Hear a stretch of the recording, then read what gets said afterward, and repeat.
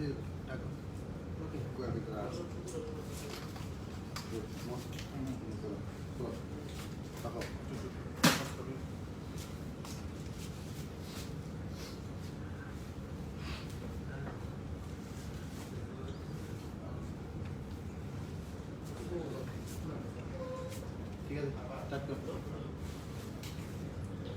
evening, my dear friends.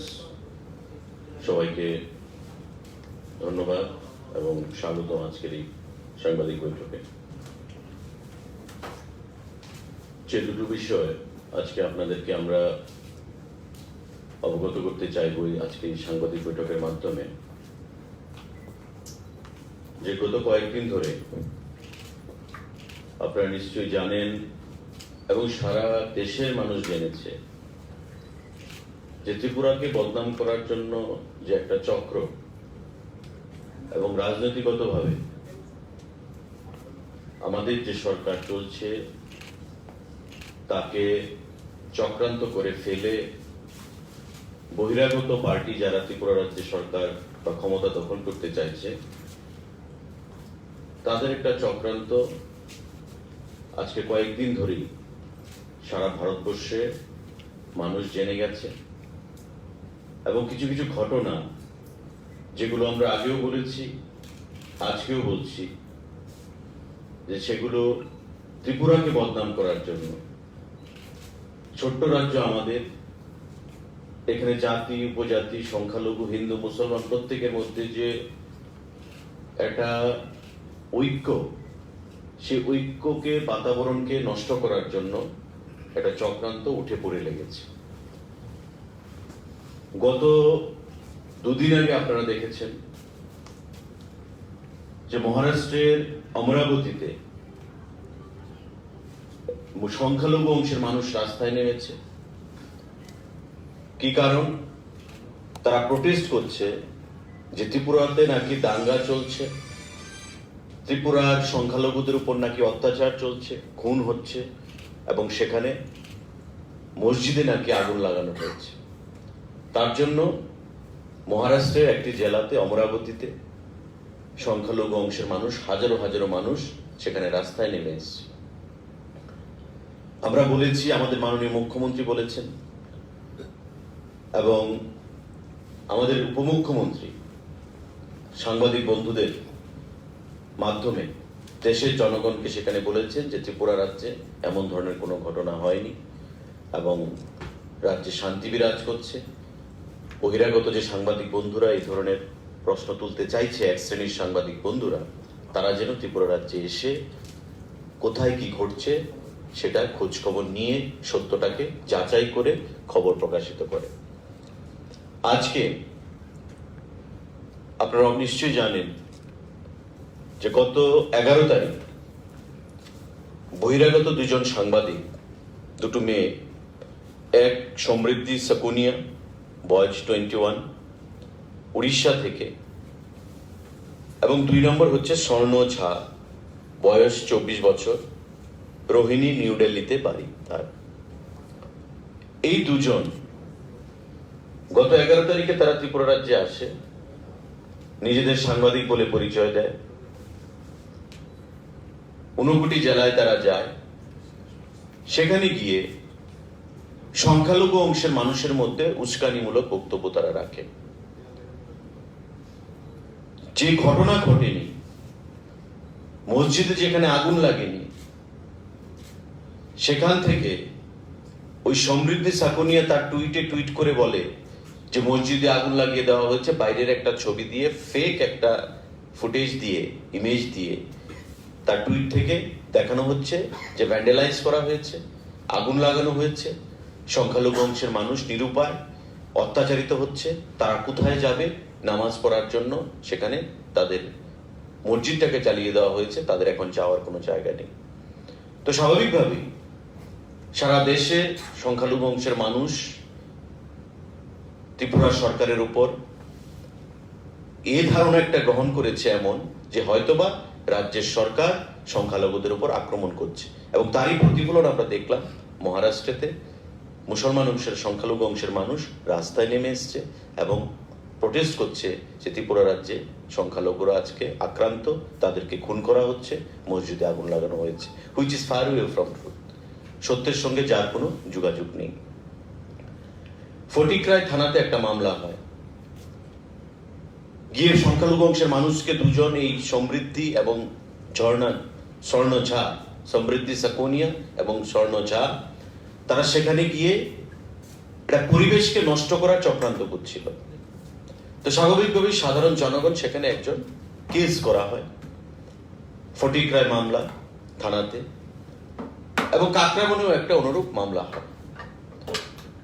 ফটিকরায় যখন মামলা হয়, পুলিশ থেকে তাদেরকে ডাকা হয় জিজ্ঞাসাবাদের জন্য। তখন তারা বলে যে আমরা চলে যাব। তারা কোনো অবস্থাতেই পুলিশকে সেখানে কোঅপারেট করতে চাইছিল না, পুলিশের সঙ্গে সহযোগিতা করছিল না। এবং পুলিশ পরবর্তী সময় জানতে পারে যে কাকরাবনেও একটা মামলা হয়েছে, এবং যখন তাদেরকে ডাকা হয় যে আপনারা আসুন আমাদের সাথে কথা বলুন, তখন তারা বলছে যে আমরা চলে যাচ্ছি, আমাদের ফ্লাইট রয়েছে, আমরা ফ্লাইটে চলে যাব। উদয়পুরের পুলিশ তখন বলছে যে আপনারা যদি আগরতলায় থাকেন, ফ্লাইট যেতে হলে আপনাদের আগরতলা দিয়ে যেতে হবে, আপনারা যদি আগরতলায় থাকেন, বলছে আমরা আগরতলায় রয়েছি, তা আমরা আসছি, আপনাদের আসতে হবে না, আমরা ফ্যাসিলিটেট করব, আপনাদেরকে সাহায্য করব, যাতে আপনাদের আগরতলা এয়ারপোর্ট থেকে ফ্লাইট আপনারা ধরতে পারেন। আমরা এসে কথা বলছি, আপনাদের কাছে কিছু জিজ্ঞাসাবাদ রয়েছে, কারণ আপনাদের বিরুদ্ধে থানায় মামলা হয়েছে। মিথ্যা কথা বলে যখন ওরা বলছে যে ওরা আগরতলা দিয়ে বাইরে চলে যাবে ফ্লাইট ধরে, পুলিশ যখন জানতে পারলো যে আসলে তারা উত্তর ত্রিপুরা দিয়ে আসাম দিয়ে চলে যাচ্ছে নিলামবাজারের কাছে, তখন রাজ্য পুলিশের কথায় নিলামবাজারের পুলিশ তাদেরকে আটক করে এবং রাজ্য পুলিশের হাতে সেখানে অর্পণ করে দেয়। তো এই যে ঘটনা, আজকে চিফ জুডিশিয়াল ম্যাজিস্ট্রেট গোমতী তাদেরকে শর্ত সাপেক্ষ বেল প্রদান করে, তাদেরকে অ্যারেস্ট করার পর তাদের উদ্দেশ্যটা কি ছিল? নিজেদেরকে সাংবাদিক বলে জাহির করে ত্রিপুরায় প্রবেশ করা, ওই জায়গায় গিয়ে সংখ্যালঘু অংশের মানুষকে উস্কানিমূলক বক্তব্য রাখা, বাইরের ফুটেজ দিয়ে, ফেক ফুটেজ দিয়ে ওই সমৃদ্ধি সাকুনিয়া তার টুইট থেকে টুইট করছেন, বাইরের জগতের মানুষকে দেখাচ্ছেন যে ত্রিপুরা রাজ্যে সংখ্যালঘুরা আজকে নিপীড়িত, লাঞ্ছিত, অত্যাচারিত, তাদের মসজিদের মধ্যে আগুন লাগানো হয়েছে। তো স্বাভাবিকভাবেই মহারাষ্ট্রের অমরাবতীতে আমরা দেখেছি সংখ্যালঘুরা রাস্তায় নেমেছে প্রতিবাদ করার জন্য, অথচ ত্রিপুরা রাজ্যে সেই ঘটনাই ঘটেনি। অর্থাৎ এই যে দুজন নিজেদেরকে যারা সাংবাদিক বলে পরিচয় দিয়েছেন, আসলে তারা যে কোনো একটা রাজনৈতিক দলের দূষর হিসেবে এখানে এসেছেন, ত্রিপুরা রাজ্যে জাতিগত দাঙ্গা বাঁধানোর চেষ্টা করছে। এবং ভারতবর্ষে বর্তমানে যে সরকার চলছে, উন্নয়নের সরকার, আজকে সেই ভারতবর্ষে একটা ক্লাসকে, একটা অংশের মানুষকে তারা ইউনাইট করে আমাদের গভর্নমেন্টের এগেনস্টে সেখানে লেলিয়ে দিতে চাইছে। এবং ত্রিপুরা রাজ্যেও এসে বাইরের ফুটেজ দিয়ে, ফেক ফুটেজ দিয়ে তারা চাইছে যাতে বাইরের জগতের মানুষকে বিভ্রান্ত করা যায়। একটা দলের হয়ে তারা দূষণের কাজ করছে এবং ত্রিপুরা রাজ্যে জাতিগত দাঙ্গা বাঁধিয়ে তারা রাজ্যটাকে একটা লন্ডভন্ড পরিবেশ তৈরি করে, অস্থির পরিবেশ তৈরি করে ত্রিপুরাকে বদনাম করতে চাইছে, ত্রিপুরাকে ছোট করতে চাইছে, যেটা আমরা বিগত দিনেও বলেছি। আজকে তাদেরকে শর্ত সাপেক্ষ জামিন দেওয়া হয়েছে, আগামীকালকেও তাদেরকে কোর্টে যেতে হবে, হাজিরা দিতে হবে। নিশ্চয়ই আদালত সেখানে যিনি বেল গ্রান্ট করেছেন, যে শর্তগুলো প্রদান করা হয়েছে, তারা আইনকে মান্যতা দিয়ে চলবে, আমরা রাজ্য সরকারের তরফ থেকে সেটা আশা রাখবো। আরেকটা যে ঘটনা, যেটা আমরা বিগত দিনে বলেছি, যে তৃণমূল কংগ্রেস সুপ্রিম কোর্টের একটা অর্ডারকে নিয়ে খুব লাফালাফি করছিল কদিন। আজকে ত্রিপুরা হাইকোর্টের মাননীয় বিচারপতি তৃণমূলকে বলেছেন যে সুপ্রিম কোর্টে ওদের যে কাউন্সিল রয়েছে, তাদের যারা লয়ার, গতদিন সুপ্রিম কোর্টকে তারা মিথ্যা হলফনামা জারি প্রদান করেছে এবং সেই মিথ্যা হলফনামার উপর ভর করেই সুপ্রিম কোর্ট ত্রিপুরা রাজ্যে পৌর নির্বাচন নিয়ে তাদের বক্তব্য রেখেছে, অর্ডার পেশ করেছে। কি গত 30 অক্টোবর তৃণমূল থেকে হাইকোর্টে স্পেশাল হিয়ারিং সেখানে আর্জি জানানো হয়। ত্রিপুরা হাইকোর্টের প্রধান বিচারপতি তাদের আর্জিতে সেখানে রেসপন্স করেন এবং করে বেঞ্চ তৈরি করে দেন যে স্পেশাল হিয়ারিং প্রদান করার জন্য।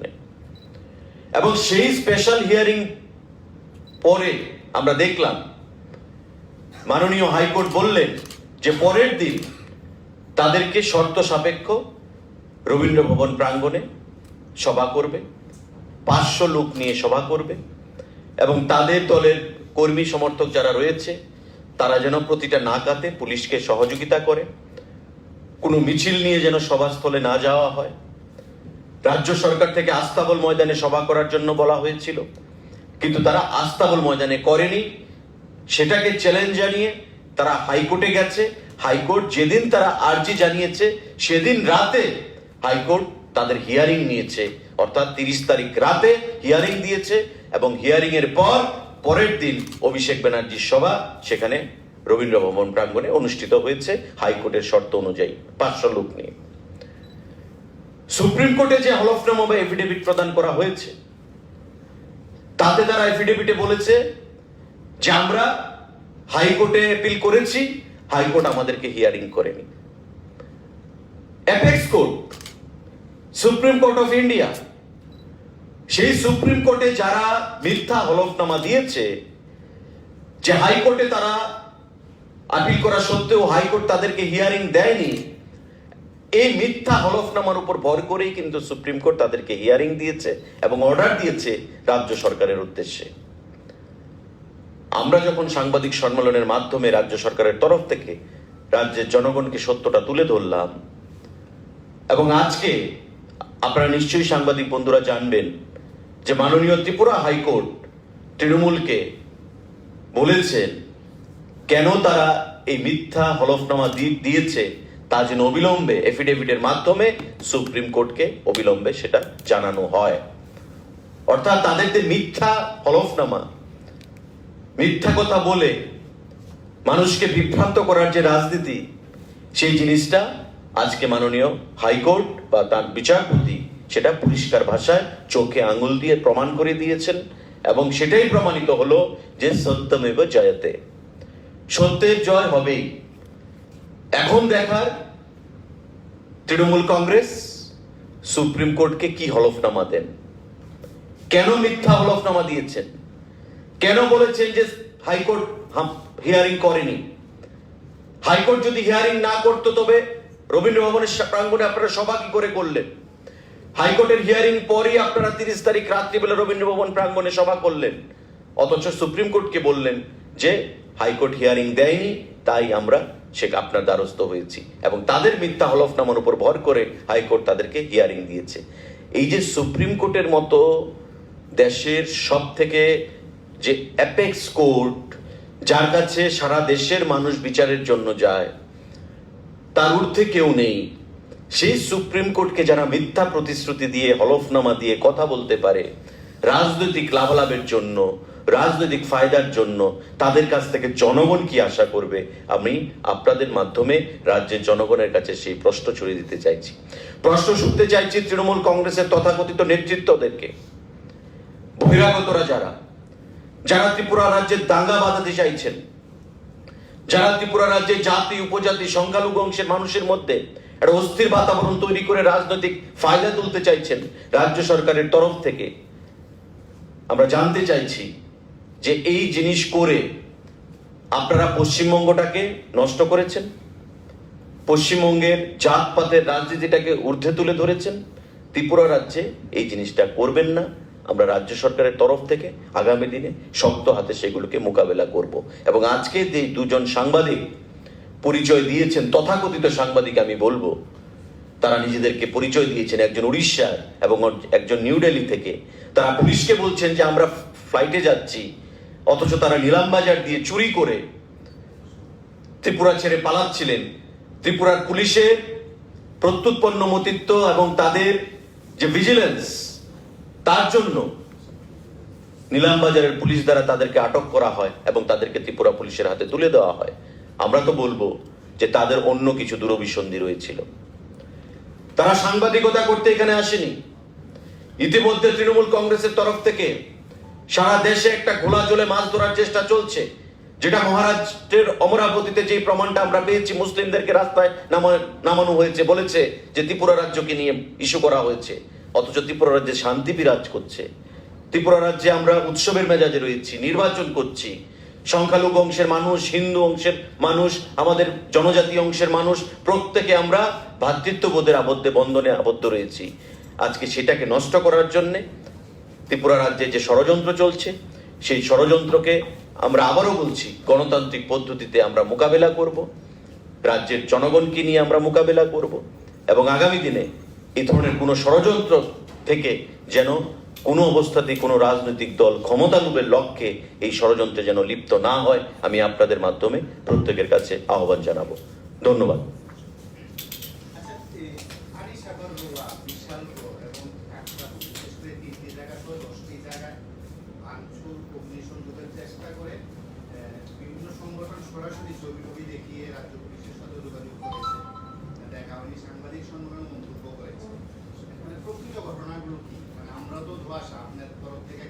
You are the fourth pillar of democracy.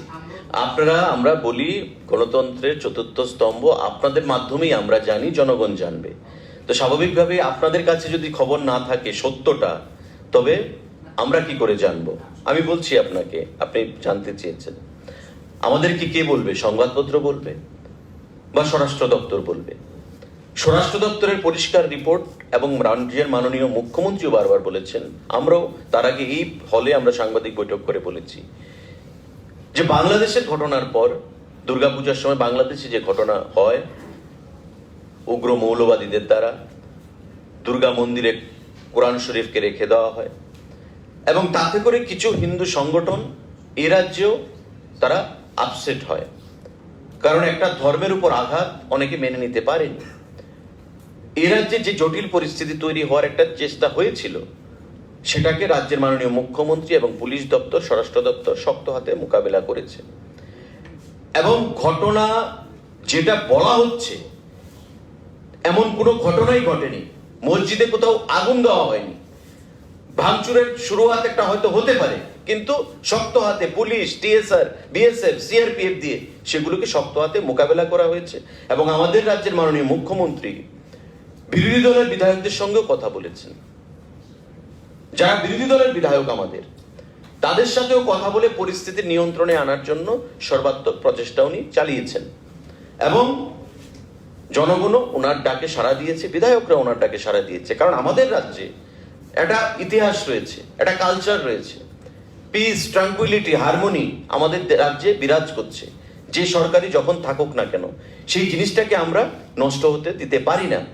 কিন্তু যে চক্রটা চাইছে ত্রিপুরাকে অশান্ত করতে এবং ত্রিপুরার, ছোট্ট ত্রিপুরাকে বাইরের রাজ্যের কাছে বদনাম করতে, সেই চক্রটার ঘটনা হচ্ছে এটা। এবং আপনি যেটা বলেছেন যে আমরা সোশ্যাল মিডিয়াতে দেখেছি, ছবিতে দেখেছি, সেগুলো ফেক ছবি। সোশ্যাল মিডিয়াতে বাইরের ছবিকে লাগানো হয়েছে, ত্রিপুরা রাজ্যের ছবি এগুলো নয়।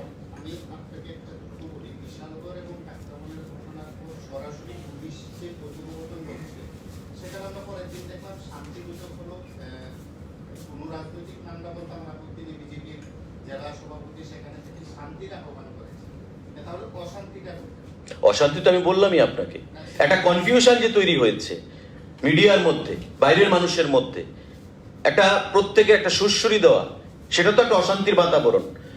আজকে বিশালগড়ে কি হচ্ছে, একটা ফেক ছবি দিয়ে সোশ্যাল মিডিয়াতে যদি বলা হয় যে বিশালগড় কোনো মসজিদে আগুন লাগানো হয়েছে, তো স্বাভাবিকভাবেই ধর্মনগরের মাইনরিটি ভাইরা বলবে যে আমাদেরকে ঐক্যবদ্ধ সংগ্রাম করতে হবে, এবং তারা তার জন্য রাস্তায় নেমেছিল। কিন্তু যখন দেখা গেল যে ফ্যাক্ট যেটা আসলে, যেটা গুজব রটানো হয়েছে, সত্যটা সেটা নয়, ফেক ছবি দিয়ে মানুষকে বিভ্রান্ত করার চেষ্টা করা হয়েছে। মুখ্যমন্ত্রীও সেখানে হস্তক্ষেপ করেছেন, স্বরাষ্ট্র দপ্তর সেখানে হস্তক্ষেপ করেছেন। তো স্বাভাবিকভাবেই যখন মানুষ সত্যটা জানলো যে আসলে ঘটনাটা কি, ইতিমধ্যে আমাদের নেতৃত্বরা আমাদের সরকারের তরফ থেকে প্রতিটি জায়গায়, যেমন আমিও আমার বিধানসভা কেন্দ্রে শান্তি বৈঠক করেছি, কিন্তু কোথাও তো কোনো অপ্রীতিকর ঘটনা ঘটেনি। কিন্তু আগে থেকেই prevention is better then cure. আমি আগে থেকেই প্রিভেন্ট করে রাখলাম, আমি সমস্ত চেষ্টা করে রাখলাম যাতে সুরসুরি থাকলেও সত্যটা মানুষকে বলে যেন কোনো অশান্তির বাতাবরণ তৈরি না হয়, এবং মানুষ তাতে রেসপন্স করেছে। হিন্দু, মুসলমান, জনজাতি, জাতি প্রত্যেকটা অংশের মানুষ তাতে রেসপন্স করেছে, বুঝতে পেরেছে যে যেটা রটানো হচ্ছে সেটা ঘটনা নয়, এটা হচ্ছে একটা ফেক নিউজ, এবং ত্রিপুরা রাজ্যকে বদনাম করার জন্য সেটা করা হয়েছে। আসলে এই ধরনের কোনো ঘটনাই ঘটেনি।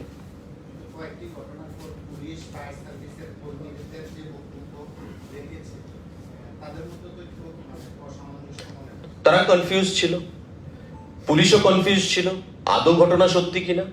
আমরা যদি সোশ্যাল মিডিয়ার ঘটনাকে যদি আমরা ক্রস এক্সামিন না করি তবে আমরা তো সত্য হিসাবেই ধরে নেব। কিন্তু আপনি ডিজিপির সাথে কথা বলুন, আপনি এসপির সাথে কথা বলুন, আপনি প্রত্যেক অফিসারদের সঙ্গে কথা বলে আপনি আসল ঘটনাটা কি আপনি সেখানে কনক্লুশনে আসতে পারবেন। আসলে যে ঘটনা ঘটেছে তার সঙ্গে যেটা বলা হচ্ছে গুজব ছড়িয়ে সব অনেক ফারাক। যেটা বলা হচ্ছে তেমন কোনো ঘটনা ঘটেনি, পরিস্থিতি তৈরি হয়েছিল। কিন্তু দাঙ্গার পরিবেশ যেটা বলছে যে দাঙ্গা হচ্ছে, আপনারাই বলুন, আপনারা সাংবাদিক বন্ধুরা, ত্রিপুরা রাজ্যে কোনো দাঙ্গার পরিবেশ আছে? ত্রিপুরা রাজ্যে কোনো মুসলমান সম্প্রদায়ের উপর আক্রমণ সংঘটিত হয়েছে? কিন্তু মহারাষ্ট্রে যে জিনিসটা হলো গত দুদিন আগে, সংখ্যালঘু অংশের মানুষদেরকে রাস্তায় নামিয়ে দেওয়া হলো, কারা করেছে এটা? ওই এক শ্রেণীর সাংবাদিক যারা ওই সমৃদ্ধি, শকুনিয়া আর স্বর্ণ ঝা তাদের মতো সাংবাদিকরা, যারা একটা দলের হয়ে ত্রিপুরা রাজ্যে এসছে দাঙ্গা বাঁধানোর জন্য, জাতিগত সুশ্রী প্রদান করার জন্য, এবং ত্রিপুরাকে মানুষেরকে উস্কে দিয়ে সারা দেশের কাছে ত্রিপুরাকে বদনাম করার জন্য। এরা সাংবাদিক কিনা সেটাও আমাদের প্রশ্ন চিহ্ন সেখানে রয়েছে, যারা এজেন্টের হিসেবে কাজ করছে। সুতরাং আগামী দিনে আপনারাও সেখানে সচেতন থাকবেন। যে কোনো সময় এই ক্ষমতা দখলের লোভে তারা যে কোনো সময় ত্রিপুরা রাজ্যে যে কোনো ধরনের ঘটনা ঘটাতে পারে বহিরাগত লোকদেরকে দিয়ে। এবং আমরা বারবার বলে আসছি যে পশ্চিমবঙ্গ থেকে গুন্ডাদেরকে আনা হচ্ছে, সমাজদ্রোহীদেরকে আনা হচ্ছে, ত্রিপুরার বিভিন্ন জায়গায় পাঠানো হচ্ছে, সেলসম্যানের নাম দিয়ে বাড়ি বাড়ি ঢোকানো হচ্ছে, সরকারের বিরুদ্ধে ব্রেন ওয়াশ করা হচ্ছে, মুখ্যমন্ত্রীর বিরুদ্ধে কথা বলা হচ্ছে, পার্টির বিরুদ্ধে কথা বলা হচ্ছে, সেলসম্যানের নাম দিয়ে, জিনিস কেনা বেচার নাম দিয়ে বাড়ি বাড়ি ঢুকছে। কারা ঢুকছে? আপনারা বিচক্ষণ মানুষ, আপনারা খোঁজ নিন, সমস্ত কিছু আপনারা জেনে যাবেন। সমস্ত ধরনের জনগণের কাছে আমরা আহ্বান জানাবো সজাগ দৃষ্টি রাখতে, সচেতন থাকতে। যে কোনো ধরনের কনস্পিরেসি, যে কোনো ধরনের ষড়যন্ত্রকে আমরা গণতান্ত্রিক পদ্ধতিতে মানুষের মাধ্যমেই আমরা রুখবো। ত্রিপুরাকে খাটো করা যাবে না, কোনো ষড়যন্ত্র করে ত্রিপুরার সরকারকে বদনাম করা যাবে না। सर एक चीज था, जो दो लड़की को पकड़ा है वो बात क्या सही था? जो पुलिस से कल अरेस्ट किए हैं और आज उनको छोड़ भी दिया गया है, तो आपको क्या नहीं लगता कि जो हमारा जो फ्रीडम है उसके ऊपर अटैक है? कि उन्होंने जो स्टोरी बनाया है वो हमने देखा, आपने शायद देखा या नहीं वो पता नहीं है, मगर उसमें स्टेट गवर्नमेंट के बारे में, पुलिस के बारे में एक भी एलिगेशन नहीं था, कुछ भी नहीं था, तो उन लोगों को पकड़ा क्यों? आपको ये पता होना चाहिए, क्योंकि आप भी इस प्रेस फ्रेटर्निटी से बिलोंग करते हो, आपको ये पता होना चाहिए कि आपका एक लिबर्टी है, आपका एक फ्रीडम है, ठीक है, you are the fourth pillar of democracy. लेकिन ये लोग जो बाहर से आए हैं, ये समृद्धि, शकुनिया और स्वर्ण झा, जो अपने को खुद को रिपोर्टर बोल के ये लोग आए, फटीक्राय में जाके इन लोगों ने लोगों को भड़काया। ये जो समृद्धि शकुनिया है, आप अपने आप उसका ट्विटर अकाउंट आप देख लो, ट्विटर में क्या लिखा है कि त्रिपुरा में जो मुसलमान लोग हैं उसका मस्जिद को जलाया गया। अभी वो लोग कहां पे अजान देने के लिए जाएंगे, कहां पे वो जाएंगे? कुछ नहीं है आसपास, भड़काया गया है पूरे देश में लोगों को ट्वीट करके। तो ये जर्नलिस्ट को और ये रिपोर्टर को शोभा देता है क्या? मैं आपसे पूछता हूं। तो वहां पे एफआईआर हुआ, काकराबन में जाके एफआईआर हुआ लोगों को भड़काने के लिए। They are instigating the people, they are provoking the people to go against the ruling party. They are trying to unite a particular religion. तो लोगों को भड़काया गया, पीएस में इन लोगों के खिलाफ एफआईआर हुआ। पुलिस ने इन लोगों से बात करना चाहा कि आप आ जाओ, बात करो हमसे, क्या हुआ एक्चुअली, आप कहां से आए हो, क्यों आए हो, क्योंकि इंटरनल सिक्योरिटी का भी मसला है यहाँ पे, आप हमसे कोऑपरेट करो।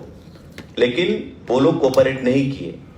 वो लोग बोले कि हम लोग अगरतला जा रहे हैं, फ्लाइट पकड़ के हम लोग बाहर चले जाएंगे। अभी उदयपुर से जो काकराबन पीएस में जो एफआईआर दर्ज हुआ, वहां से पुलिस आके बोले ठीक है आप लोग अगरतला में रहो, हम लोग आपसे मदद करेंगे, हम मदद करके ये आपसे जानना चाहेंगे आपने क्यों ऐसा किया, आप जाना है तो जाओ, लेकिन हम आएंगे अगरतला, आपको काकराबन नहीं आना है क्योंकि आपको फ्लाइट पकड़ना है। लेकिन पुलिस वहां से आके सुनाई पड़ा कि ये लोग एक्चुअली नॉर्थ त्रिपुरा होके नीलाम बाजार होके वो आसाम निकल चुके हैं। तो त्रिपुरा पुलिस से आसाम पुलिस के साथ ये लोग जब बातें हुई तो नीलाम बाजार में इन लोगों को रोका और नीलाम बाजार के पुलिस, आसाम पुलिस हमारे त्रिपुरा पुलिस के ऊपर उनको दे दिया, एप्रीहेंड किया, उसको हैंड ओवर कर दिया। उसके बाद सच पता चला, अगर ये लोग रिपोर्टर थे, मेरा क्वेश्चन है आपसे, सवाल है, अगर ये लोग रिपोर्टर थे डरना क्यों था? आपके पास कार्ड है, आपका बॉस है, आप जहां से भी आते हो, कोई आता है उड़ीसा से, कोई आता है दिल्ली से, आप जहां से भी आते हो आपका बॉसेस है, बात करो उनसे। अगर आप न्यूज कलेक्शन के लिए आए हो, उकसाना क्यों है लोगों को, भड़काना क्यों है लोगों को? पुलिस ने आपसे मदद मांगा, कोऑपरेशन मांगा, आप तैयार नहीं थे कोऑपरेट करने के लिए। पुलिस ने आपको कहा अगरतला में आके हम बात करते हैं, आप बोले कि नहीं मैं फ्लाइट पकड़ के जा रहा हूं। आप एक्चुअल में असल में आप नीलाम बाजार होके आप आसाम निकल रहे हो, झूठ क्यों बोलना है, गुमराह क्यों करना है पुलिस को? अगर आप रिपोर्टर हो, you must have faith upon the constitution. Democracy में आपका फेथ होना चाहिए, you being the fourth pillar of democracy. आप तो ये किए नहीं, तो इसलिए उसको कस्टडी में लिया गया। आज उसको बेल मिला, लेकिन ऑन सर्टेन कंडीशन उनको बेल मिला। कल भी उसको प्रोड्यूस करना है अपने खुद को कोर्ट के सामने, महीने में एक बार या 2 बार उनको प्रोड्यूस करना है कोर्ट के सामने। इसी आधार पर उसको मिला। ये होना नहीं चाहिए। हम लोग पहले दिन से बोल रहे हैं कि आपने देखा महाराष्ट्र के अमरावती में क्या हुआ, माइनॉरिटीज को रास्ते में निकाला गया। कौन निकाले? ये सब जर्नलिस्ट लोग निकाले। ये मैसेज ऐसा देके रखे हैं पूरे देश में कि त्रिपुरा में डेमोक्रेसी नहीं है, त्रिपुरा में संख्यालघु जो हम माइनॉरिटी कहते हैं उसके ऊपर अत्याचार हो रहे हैं। आप बोलो, आप लोग तो त्रिपुरा से हो, हम लोग त्रिपुरा से हैं। सर ये ऐसा कुछ घटना है क्या त्रिपुरा में? उन लोगों को तो वहाँ का जो बीजेपी का लीडर है वो खुद लेके गए थे वो स्टोरी करने के लिए। नहीं, ये हो सकता है। सुनिए, मैं बोल रहा हूँ, उसका फुटेज भी है और उन लोकल लोगों का रिएक्शन है, हिंदू का भी है, मुस्लिम का भी है। उसमें कहीं भी वायलेंस लगाने के बारे में कुछ नहीं था कि अफवाह फैला रहा है कि त्रिपुरा में ऐसा हो रहा है। जो घटना घटी है थोड़ा बहुत देखिए, आप जो कहना चाहते हैं, वहाँ का लोग खुद बोला है कि हम लोग मिलजुल के इसको रोक दिए हैं। उनका जो टोटल स्टोरी है वो मैंने खुद देखा है और उसमें वो लीडर भी साथ में थे। तो आप बोल रहे हैं कि वो अफवाह फैला रहे हैं, ये बात थोड़ा अलग नहीं। आपको ठीक नहीं लगा ना? नहीं, मुझे आपको ठीक नहीं लगा ना? ठीक है, आपने शायद देखा है, मैंने देखा नहीं। लेकिन मैं क्या कह रहा हूं, गवर्नमेंट क्या कह रही है, ये है एफआईआर हुआ, पुलिस ने उनको बुलाया on the basis of the FIR के आधार पे पुलिस ने उसको बुलाया। अगर वो लोग इतना ही सच थे, पुलिस को इन लोगों ने कोऑपरेट नहीं क्यों किया, झूठ क्यों बोला?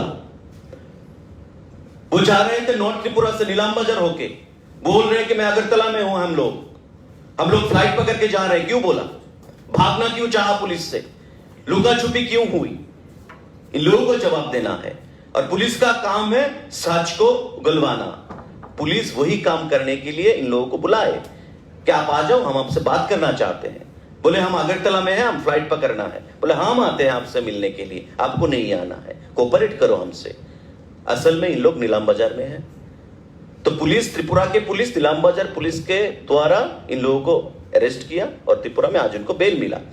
आज बात यह है, जो बीजेपी के नेता उन लोगों को लेके गए, क्या है, मुझे रोज 5-10 कॉल मिलता है बाहर के जर्नलिस्ट से कि भाई साहब हम आपसे बात करना चाहेंगे। हम तो कोऑपरेट करते हैं ना। तो हमारे किसी नेता को अगर इन लोगों ने फोन करके बोला कि हम बाहर से आए हैं, हम लोग तो कहते हैं, सीएम साहब कहते हैं कि अतिथि देवो भव, तो ये हमारे गेस्ट है, अतिथि हैं, तो हम उसको लेके जाएंगे।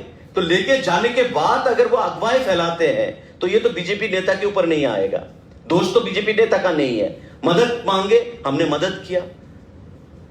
मदद किया, लेकिन जाके वो अफवाहें फैला के किसी एक रिलीजियन को उसका उकसाएंगे, सरकार के खिलाफ रिपोर्ट करेंगे, चोरी छुपे लुका छुपी खेलेंगे पुलिस के साथ, ये तो बात तो हमसे बर्दाश्त नहीं है।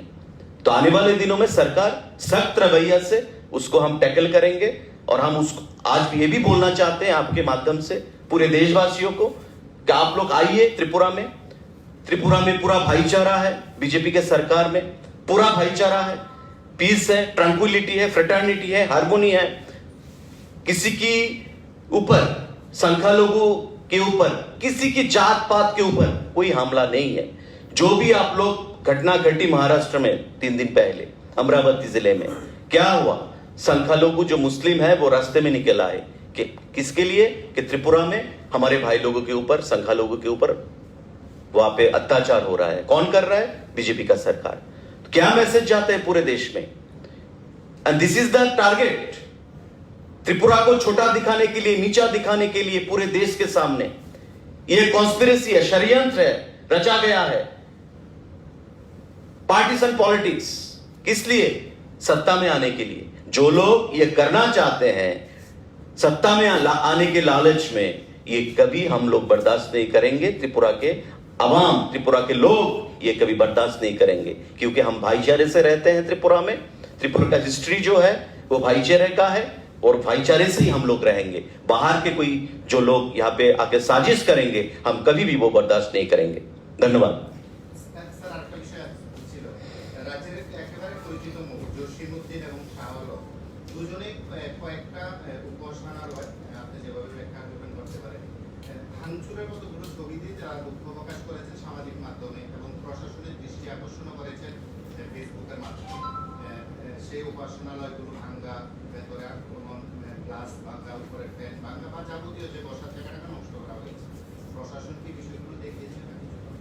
দেখুন, আপনি যে দুজনের নাম বললেন, আমি বলছি আপনাদেরকে, ইনিশিয়ালি তো আমারও being a responsible and conscious citizen of my state, initially এটাও আমারও রিয়েকশন ছিল।